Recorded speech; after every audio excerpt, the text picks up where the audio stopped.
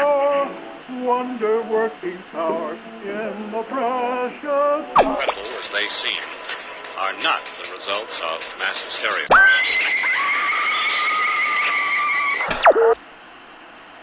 You may wish to adjust the dial. You are currently tuned into the wrong station.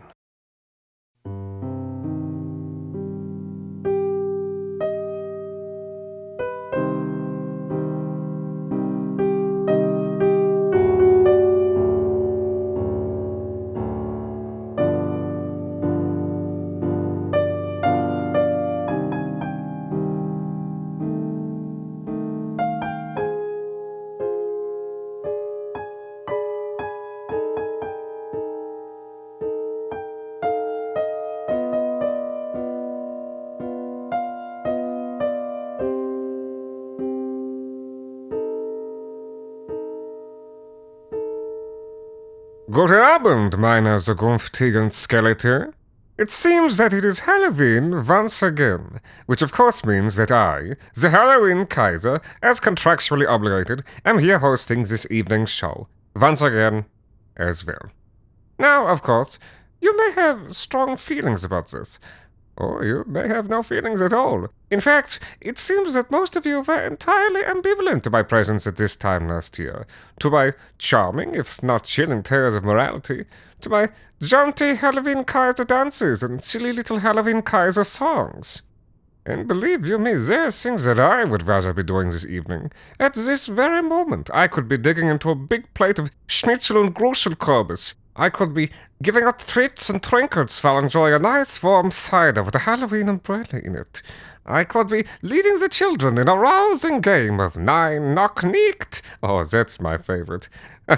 What you do is you get a bunch of children and you give them das große Frekelmesser. Then you get a sinner, someone who has done, a Halloween sin, and you get the children to come around the sinner, and then they all stab, and this person, they go 9, but the children, they go knock nicht, and they stab again, 9, knock nicht, 9, knock nicht, and it goes and goes and goes and goes.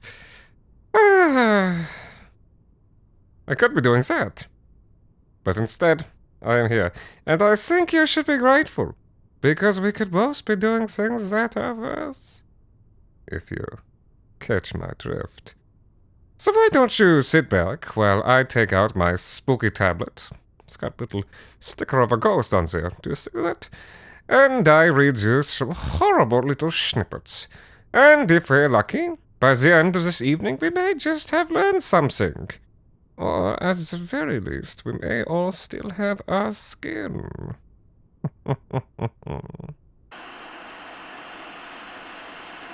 It showed up at the end of the street, 2 weeks before Halloween. Said Mom, looking out the front window as she drank her morning coffee. That's a big skeleton. Dad drifted to the window beside her. As a gesture, it was less about seeing what she was seeing, and more of an excuse to put a surreptitious hand on her backside. The kids, Clara and TJ, rolled their eyes. "Oh, yeah," said Dad. "I seen him selling them down at the Canadian Tire. They're this year's big item, don't you know, like the novelty blobcats they did a few years back.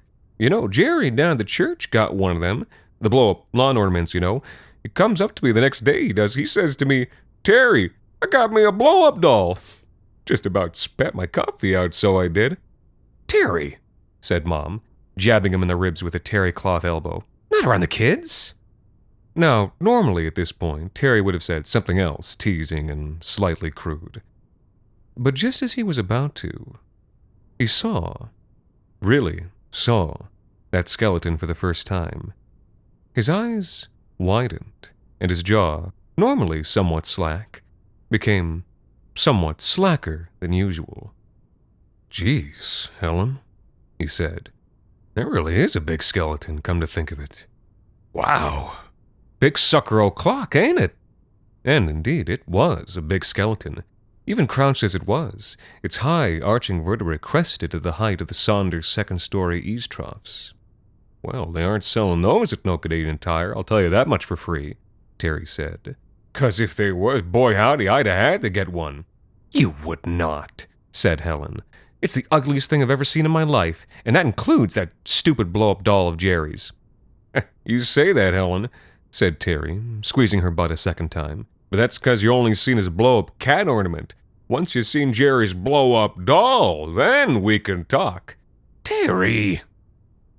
The next 2 weeks went by in a flash for the grown-ups. But for the kids who wanted Halloween to come more than anything else, they just crawled past. Each day, TJ and Clara walked the tree-lined red brick streets of their neighborhood toward the well-appointed Catholic school, St. Barabbas's, which stood just down and around the corner. And each day, their route led them past and excuse my language here, past the big-ass fucking skeleton in front of Mr. and Mrs. Saunders. Weird that they went all out for Halloween this year, said Clara. They're usually so stingy about everything. Don't even put out a pumpkin, barely even give you a box of raisins. Maybe they had a road to Damascus moment, said TJ. TJ had always taken the Catholic part of Catholic school a lot more seriously than Clara had. He was what the kids called a St. Paul stan. Only the kids at the Catholic school, though. Regular kids would never say that. A road to Damascus moment about Halloween, said Clara. I thought the reason they didn't like Halloween in the first place was because it was too pagan. So wouldn't that be the opposite of the road to Damascus? TJ sighed and shook his head. When it came to St. Paul, Clara, well, she just didn't get it, did she? Sure, Clara, he said. A road from Damascus moment, because that makes a whole lot of sense. They bickered the rest of the way home that day. Neither of them noticed that the lights were out, as they had been for weeks, in the windows of Mr. and Mrs. Saunders. Neither of them noticed that the mail was piling up on the leaf-strewn front porch. But after a few more grueling school days and after-school arguments about the authenticity of Paul's letters to the Ephesians, at long, long last, the night of Halloween arrived. Darkness fell, and the streets bubbled up with glimmering jack-o'-lanterns and the shrill, excited cries of trick-or-treating kids. Clara, who was just on the brink of being too old to trick-or-treat, phoned it in by wearing a black dress and putting on a witch's hat. TJ, who had been torn between dressing as a mummy and dressing as St. Paul, ended up choosing column C and dressed as St. Peter. It was warm for Halloween that year, on account of the rapidly heating and potentially dying globe, but that wasn't a top priority for anyone in this neighborhood. The children went from door to door, admiring the high-budget decorations and getting full-sized candy bars in return. Even the Saunders had gotten into the spirit this year, leaving a bowl of full-size Twixes out beside a rather gruesome and uncharacteristically anatomical porch display. Yes, indeed, they really had gone all out this year. And after the trick-or-treating was done, Clara and TJ lugged their heavy pillowcases home, ate too much candy on the couch while Terry and Helen watched an episode of CSI Las Vegas, coming soon on CBS, and then, full of sugar and William Peterson's exquisite performance as the inimitable Gil Grissom, they went to bed. But around midnight, Clara was awakened by a tapping at her window. Because she liked to be warm under the covers in a cold, cold room, she had left the curtains drawn, but the window ajar. A chill breeze siphoned between the curtains as she blinked awake. Tap, tap, tap. Tap, tap, tap. The tapping insistent, yet polite.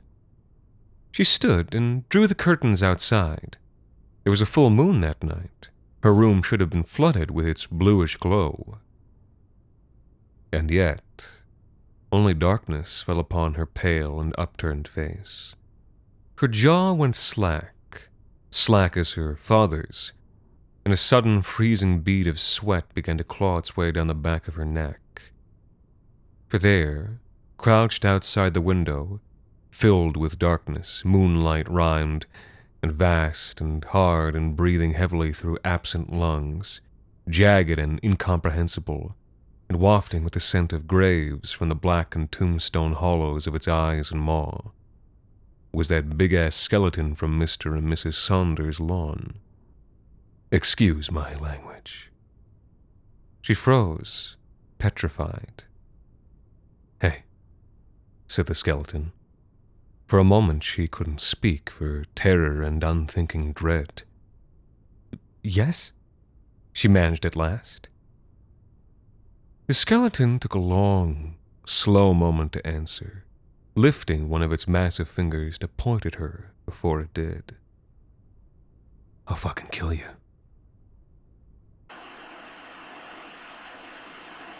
Gravity restored, whispered the ship's voice, and the three astronauts felt the comforting arrival of weight under their feet and bones.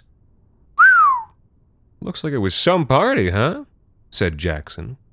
Indeed, the ship was still fully decked out for Halloween, as it must have been when the distress signal was sent out 39 days before. Streamers of orange pumpkins and black bats still swung slowly under the momentum of their now-returned weight. Candy corn clattered down into the corners of the hallway.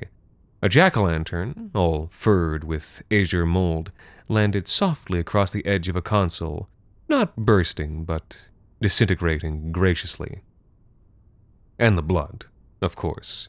Those beads of blood which had been floating like tufts of dandelion fluff against an autumn sky. These also drifted from the air, to splatter on the bulkheads like a gentle mist.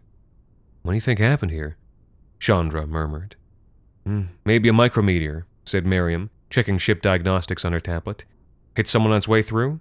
Maybe the decompression got the others before the ship could fix the breach. Said Chandra. And where are the bodies? Someone must have made it, Miriam suggested. At least long enough to move them somewhere dignified.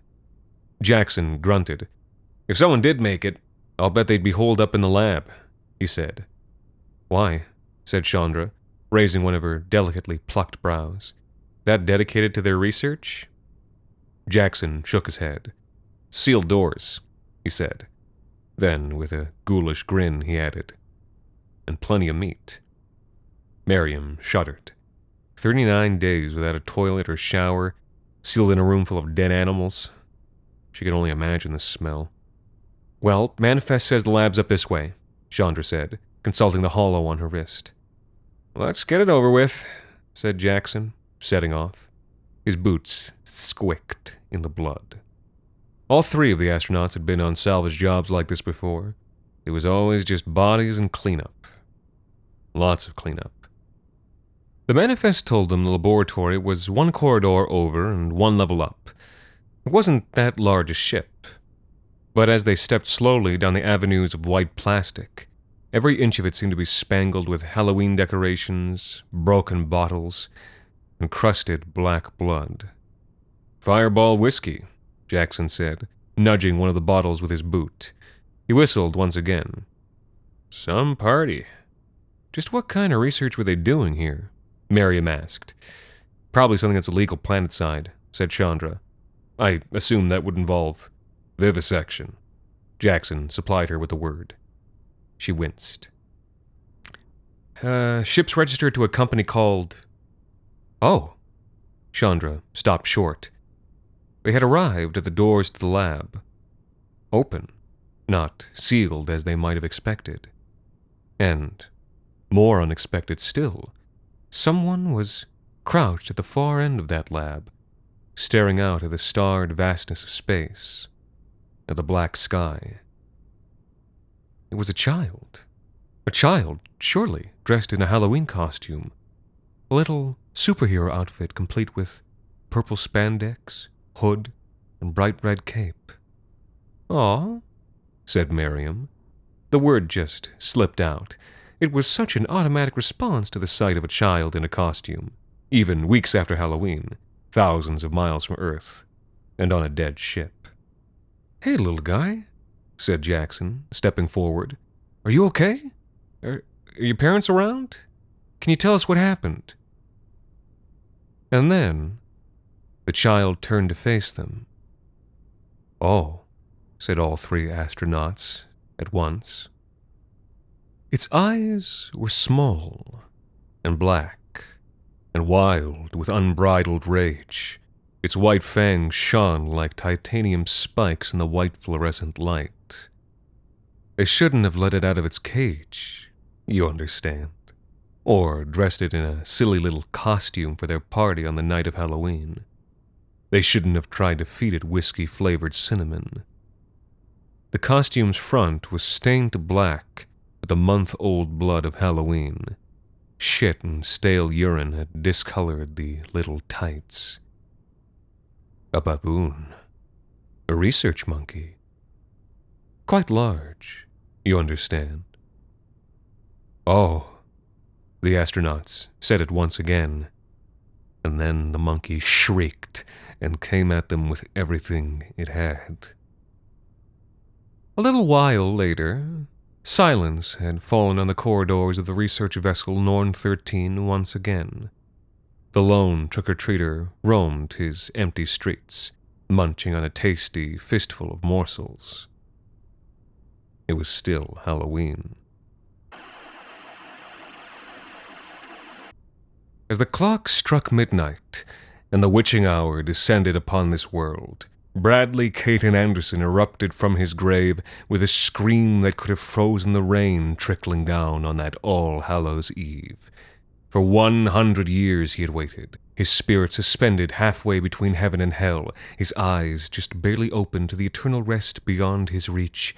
And now, for one night, he would visit this living plane to unleash his pain, his grief, and his fury. He flew high up into the night sky and surveyed the city. Much had changed while he had slept his restless sleep. Look at this place, he thought. The buildings scratch the sky. They stretch for miles on, so large and abundant. The people who live here must know nothing of hardship, of want. Oh, what joy I shall take in terrorizing them in their soft, warm, happy little lives. But where first? Who first? It didn't take long to decide. One of those tall buildings was just a short glide away from the cemetery. Surely there'd be some rich fat cat up on one of the top stories. A no-good lout due for a good fright. Ah, yes, that would do nicely. But as he flew up to a window on the 13th floor of that building and peeked inside, he saw something he did not expect. The room he was looking into must have only been 400 square feet, maybe even 350, and yet there was a bed on one side of it, and a stove and icebox on the other, a desk set up in one corner, and in the other a coat rack beside one of the only doors in sight, a pair of shoes sitting on the floor next to it. And sitting at a small table in the middle of this small room, sitting at a table for two and set for one, was a man pulling his dinner out of a brown paper bag. He pulled one container out first, a tin tray with a paper lid marked chicken fried rice, then pulled out another nearly identical tray marked seafood fried rice. Jesus Christ, the spirit muttered. All of a sudden, Anderson felt a deep and profound pity for the person he was looking at. It was a strange sensation he thought he would never feel again in death. No, not this one. It just wouldn't be right to haunt this one. So with that, he flew off to find a deserving victim, or what was this? Perhaps he would find deserving victims. Down below, seated on a park bench, were a young man and woman engaged in idle chatter. Well, well, what have we here? Chuckled Anderson. A couple of little lovebirds wallowing in their bliss. Well, when I'm done, it'll be love at first fright. But as he flew down, as he tore open his chest to reveal 6,000 eyes peering from a deep and endless void that consumes all mortal happiness, he stopped yet again, for he realized that they weren't quite chattering. Not both of them, at least. Rather, it seemed that the young man was doing most, if not all, of the talking. Anderson floated closer to listen. So yeah, I went pretty all in on Roncoin for a while. Good returns, but really volatile, you know. So now I like to have an even split of Roncoins and Grill coins, though we call them Grillums over on Reddit. Anderson did not understand this new arcane tongue, but he did not like it, and neither, it seemed, did this young woman. She smiled and nodded, but truly hers was a face that said, Jumpin' Jehoshaphat, this is my 4th first date this month, and I'm gonna die alone, because that would be preferable to this. Anderson closed the horrible howling hole in his chest. Nah. She was having a bad enough night. What would be the point in haunting her? Someone else, he thought, flying off. There must be someone more deserving of my time and terrorization. But as the night went on, try as he might, search as he might, he only found one helpless fawn, one innocent babe after another. He snuck up on one person, carelessly waltzing down the street, and was about to scream the scream of the damned in their ear, when all of a sudden there was a buzzing, and they pulled out a strange device from their pocket, and the device reminded them to drink water. Mercy God. Later, he crawled up to the window of a basement apartment, preparing to possess some furniture and do the whole poltergeist rigmarole. You know the one. But when he peered inside and scanned the room, it was he who was horrified. For there was a woman sitting on a couch, a cat sitting in her lap, and she was using one of those things. You know, those things that you can buy online and then you stick in your mouth, and they're shaped like a tongue, and they have kind of a brush texture, and then you can groom your cat with your mouth. What the fuck? Anderson said. The fuck is that? What the fuck is that? Ugh. And so on, until the hours began to dwindle, and the world went off to sleep. Bradley Kitten Anderson could feel his anchor to the mortal realm loosen, and knew that it would soon be his time to go. A profound sadness filled him, not only because he had wasted his one night on Earth, but also because, man, this time sucked. But just as he was about to fade away, something made his cold and rat-gnawed ears prick up. A sharp and guttural "fuck" sounded off into the night air, and not very far away either. Could this be my chance? He thought. Is there someone with a bit of fight in them? Is there still time? He flew to the sound, fast as he could. But, well, it was another final, sad sight. Standing there was a man, his face downcast, his body completely still. And on the ground at his feet, a pizza box flipped upside down, sauce and grease bleeding into the pavement. Anderson was speechless. He drifted toward the man, and with his last ounce of power, made himself visible for just a moment. Hey, he said. The sullen man did not respond. Anderson reached into his pocket and pulled out a spectral $10 bill. I think you need this more than I do. And after placing it in the man's pocket, and taking one final second to shake his head, he faded away. This world didn't need him. It had been haunted all along. The night before Halloween is always the worst. The all-day rush, aisles clogged with shopping carts, people shoving each other and snatching at the last trendy children's costumes, massive boxes of chalky, disgusting candies spilling across the floor like dice. Fights break out, and we're expected to break them up like we're minimum wage referees. Any kids unlucky enough to be there are freaking out, terrified, as they're exposed to the grim reality of adult-sized tantrums. We're lucky if we sell as much stock as the customers destroy. And of course, since it's the last day before Halloween, we stay open extra late. Midnight, and with 2 hours of closing after that. Sure, I guess it makes sense. What good is a Spirit Halloween Superstore if it isn't open the one night you need it? Yep, the night before Halloween is the worst. And somehow, I always get stuck working the entire 16-hour shift. My teenage coworkers all beg out so they can hit up Halloween parties. 5 years of day before Halloweens, and 5 different Spirit Halloweens, all at different locations in the suburbs where the store popped up like a mushroom on the moldy carcass of a recently closed storefront. You aren't supposed to be working at a Halloween Superstore for 5 years. It's a job meant for teenagers who need the money for booze and drugs they'll consume on Halloween. Well, I wasn't a teen, and I sure as hell wasn't an owner. So what was I doing there? And honestly, that's the one good thing about the day before Halloween, being too tired to ask myself that question. Besides, that's not what this story is about. The first time it happened, I'd been alone for about an hour, closing up. I had to force the last customer out the door, still ranting about how he was going to sue us for not having whatever Star Wars costume we wanted. I was so exhausted the saliva he'd frothed onto my shoes couldn't even activate my gag reflex. Back at the counter, a pile of receipts greeted me, waiting to be sorted. Shit work, but it was also the last thing on my to-do list before locking the door and getting the fuck out. But I'd barely made a dent in the pile when I heard something.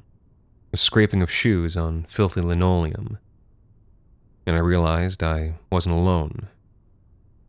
He emerged from the darkness blanketing the back aisles of the store, a crumpled paper bag of a man, mid-40s with gray stubble, milky eyes, and clothes that made his shapeless body even less appealing. His gait brought to mind the listless sway of a dead pig swinging on a meat hook. Hell, he might have even looked worse than me. But for a man so defeated, one part of him still remained vigorous. His hand clutched a colorful, child-sized costume, holding it so tight against his chest I wondered how his fingernails hadn't punctured the plastic packaging. He came up to the counter, barely looking at me, and gently placed the costume in front of me. "We're closed, dude," I said. "For my kid," he muttered in a wispy voice.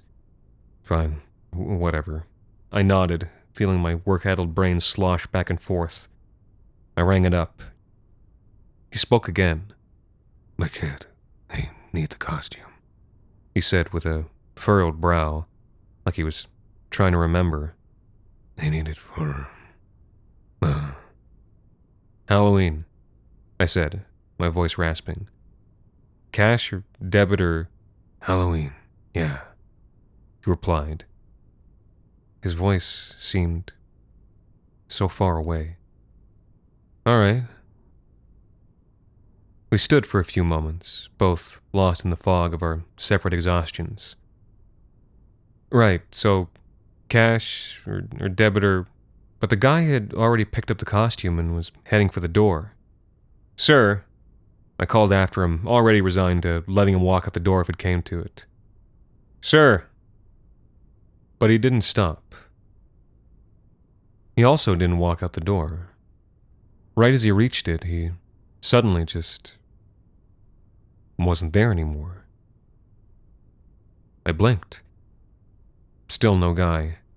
I wondered if I'd fallen into a micro nap. Maybe a few minutes had passed. It felt like he just vanished. I passed it off as just one of those weird little things that happen when you overexhaust the human brain. And that explanation was satisfactory for 12 months. Because the next year, it happened again. It was the night before Halloween. I was at the same Spirit Halloween, but due to increased demand, this time we'd colonized an old dead department store in a neighboring suburb. Though, can you really call it the same store if it moves around? I'm not sure. Anyway, once again, I was closing up alone, doing receipts, barely able to keep my eyes open. And this guy trudges over. This time I'm so out of it I don't even see him until he's standing in front of me. When I look up, it takes me a second to realize he's even there and not a hallucination or a mirror. "For my kid," he muttered. And I suddenly recognized him. You came here last year," I said. But he soldiered on. "My kid, they need the costume," he said. Yeah, for Halloween," I said. "Listen, we're closed," and the guy had already started his gallows walk to the door. I reached out to grab him and... nothing. My hand passed straight through, leaving me clutching empty air as the guy kept walking, vanishing just before he reached the door. And each year since then, no matter where the Spirit Halloween pops up, the guy will be there, always appearing on the night before Halloween, always clutching the same colorful costume. He says the same things to me each time, barely aware of my presence, before trying to leave. I've tried looking him up. I've tried sorting through old newspapers or online articles for suspicious deaths. It's hard to pin him to any one location. I guess that's what happens with pop-up stores. I wish I could see what costume he's holding. It might give me a clue, but he clutches it so tightly against his chest that all I could see are the colors.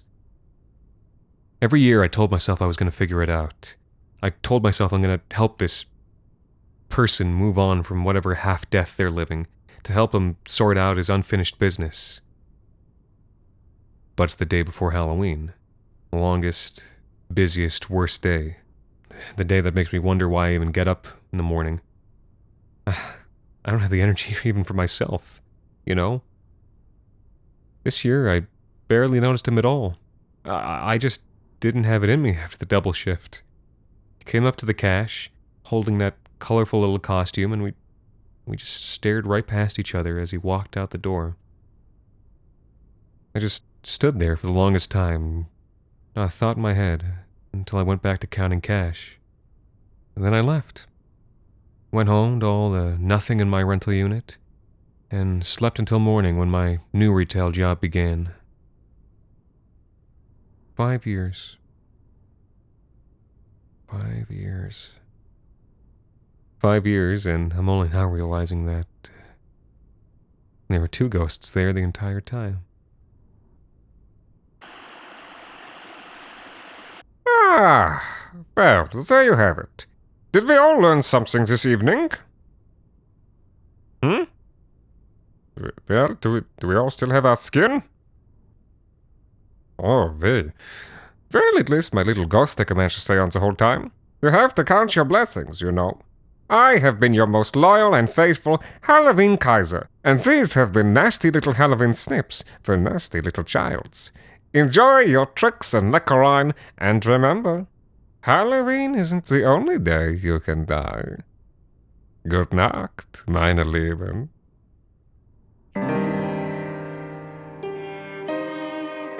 This week's episode, Nasty Little Halloween Snips for Nasty Little Childs, was performed by me, the Halloween Kaiser, and written by... I don't know, I just got them off the internet. The Wrong Station is made possible by the generous support of its listeners on Patreon. Thank you to Sid, Amy, Marty Solotki, Brandon Buchanan, and a very special thanks to Bradley Caton Anderson for helping them keep the lights, well, off. You can also support them by leaving a rating and review on iTunes, or wherever it is that you listen to The Wrong Station. The Wrong Station is co-produced by Alexander Sexton, Anthony Botello, and Jacob Duarte Spiel, with music composed and performed on the piano by Ilan Zitron, and arranged for the viola and performed by Viola Schmidt. You can follow The Wrong Station on Facebook, Twitter, Instagram, and email them at thewrongstation@gmail.com. And until next Halloween, danke für the Herren.